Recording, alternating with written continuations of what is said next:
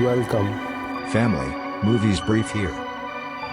Today, I am going to explain an episode called Archangel from the British science fiction series Black Mirror. Spoilers ahead. Watch out and take care. The movie starts in a labor room of a hospital. Single mother, Marie Sambrel, lies on the hospital bed, giving birth to her baby daughter, Sarah. She happily hugs her. Cut to 3 years later. Marie's father, Russ, has been helping her raising Sarah. One morning, we see him trying to feed her granddaughter. Marie comes in and offers to take Sarah to the park. As Sarah plays, Marie is distracted talking to someone else. Sometime later, she notices that her daughter is missing. She calls for her but gets no reply. The screen goes blank. Then we see Marie continuing to cry and call for her daughter in the street when a man finds her. Apparently, she had followed a cat out of the park. Marie hugs Sarah in relief. A few days later, Marie takes her to a clinic. She has signed Sarah up for a trial of a procedure called Archangel. The doctor invites them in, and quickly injects Marie's forehead with a chip. She then begins explaining to Marie the benefits of the procedure. The chip just planted on Sarah enables Marie to monitor her through a tablet whenever she wants. She can have access to her location at all times, monitor her vitals like blood pressure and sugar levels, and also see whatever Sarah sees. The additional feature of the procedure includes censoring violent or sexual content that wouldn't be appropriate for a child. However, the procedure is irreversible. The doctor then changes the channel on the TV to violent gunfire. She enables the censoring feature, which blurs the TV from Sarah's point of view. The same thing happens when Sarah sees things that scare her. At home, Russ is not happy about the procedure, but Marie dismisses him. For the first few days, they have fun playing hide and seek using the tablet. Marie always enables the censor when Sarah walks by the neighbor's scary dog, so she won't be afraid. Ever since, Marie has been monitoring every move Sarah makes. One day when she is at work, the tablet starts to beep because Sarah's cortisol level is high, suggesting that she is stressed. Marie quickly checks it, and sees Ross having a seizure. She runs to help her father and saves him. It is now 6 years later. Ross has passed away. Marie and Sarah are the only ones living in the house. That day, they pay a visit to Ross's grave. Marie still always monitors Sarah. As Marie cries grieving her father's death, her face is blurred to Sarah, as it is parent advisory content. Sarah still cannot see the neighbor's dog. She walks to her school where a group of her friends watch violent videos on their tablet. Sarah asks them to describe it to her. All of her friends know that she is special. One of them, named Trick, tries to explain the video to her. When she asks him how blood looks like, he describes it as red juice. The system also censors Trick's cursing, hence Sarah only hears a muffled noise. That day at home, Sarah draws a man bleeding through his head. As she completes the drawing, the system blurs the blood. Frustrated, she sharpens a pencil and stabs her finger with it. As it starts to bleed, the system blurs it too. She puts the blood on her face to at least feel it. Just then, the tablet starts to beep, suggesting that Sarah is stressed. Marie quickly rushes to her room to see Sarah repeatedly stabbing her palm. The following day, she takes Sarah to a therapist. He shows her a picture of two people fighting, but Sarah doesn't recognize what they are doing. Marie assumes that she has autism, but the doctor tells her that it is probably the result of her whole life being censored.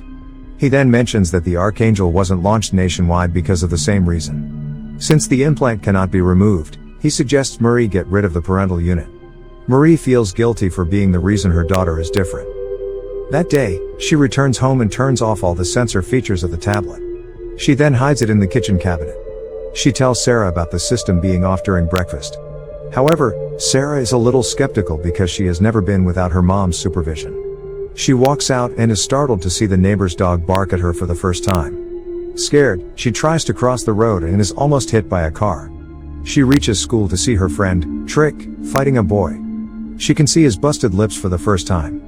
Trick is happy that she can finally see everything and takes the opportunity to show her sexual contents and violent videos.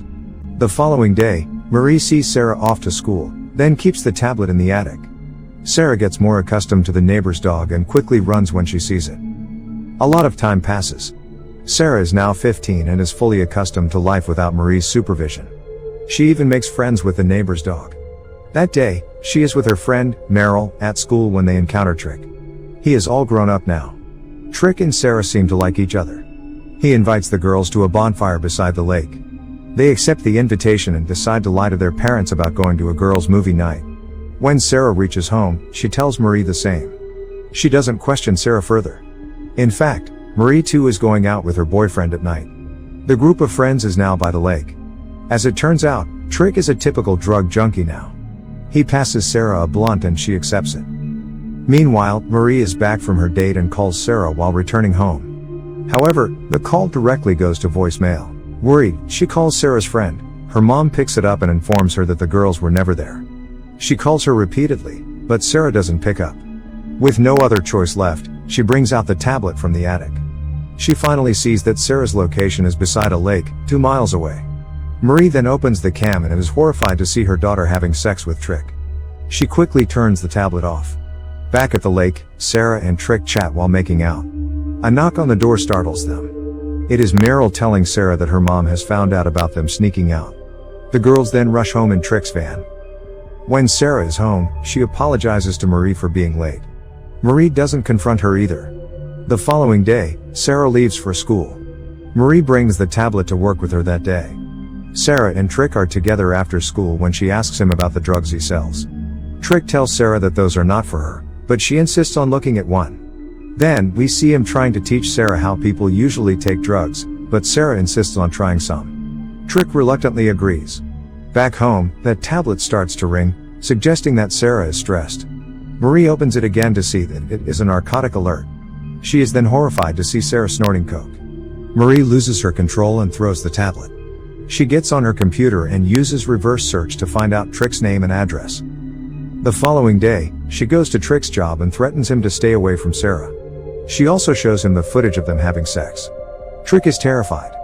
That night, he gets several calls from Sarah, but doesn't pick them. Sarah is distressed. The following night, as Sarah texts Trick to talk to her, Marie watches everything from the tablet. The next day, she goes to confront Trick. Because of fear of her mother, he tells her that he doesn't want her anymore. Marie again watches everything unfold from the tablet. At breakfast, she crushes a birth control pill and puts it in Sarah's smoothie. Sarah doesn't feel good the whole day and even runs out of the class to vomit. She goes to the doctor later, who tells her that the vomiting is because of an emergency contraception pill. Sarah is shocked and realizes that her mother gave her the pill because she had only had a glass of smoothie that day.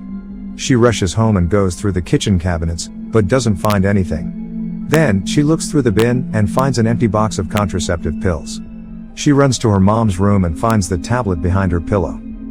Looking through it, she finally realizes that Marie has been monitoring her all along. Hurt by her mother's betrayal and invasion of her privacy, she decides to run away. Sarah quickly packs all her belongings. But just then, Marie arrives at the house. She finds the trashed kitchen and goes to her room to see that Sarah has found the tablet. When she opens it, Marie sees herself. Sarah is standing behind her. Agitated, she snatches the tablet from her and tries to close it. But she mistakenly turns the sensor on. While in a fight, she hits her mother with the tablet several times, not seeing the damage she is causing. When the filter turns off, she sees Marie with several cuts and bruises lying unconscious on the floor. She quickly takes her bags and runs away. Sometime later, we see an injured Marie gain consciousness and run to look for Sarah. She goes out to the street and cries, calling for her daughter as she did at the beginning of the movie. She still tries to use the tablet to look for her, but it is destroyed. The movie ends as we see Sarah hitchhike into a truck. Subscribe for more videos like this, turn on notifications, and leave a like to help the channel out. Thank you for watching.